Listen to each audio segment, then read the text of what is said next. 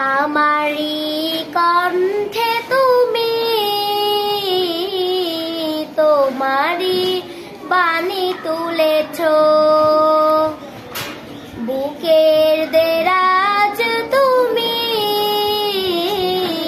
কোরআনের স্থান দিয়েছ। এত ভালোবাসো কেন মালিক আমায়, কি করে শুকুর তার করিয়া দায়।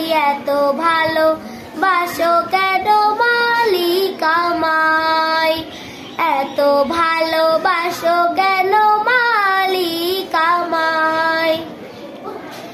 পৃথিবীর দিকে দিকে অযুত হৃদয়ে কণ্ঠ আমার নামে তোমার গীতে, তাওফিকে তোমার নিয়ামত বেসমান, তাওফিকে তোমার নিয়ামত বেসমান।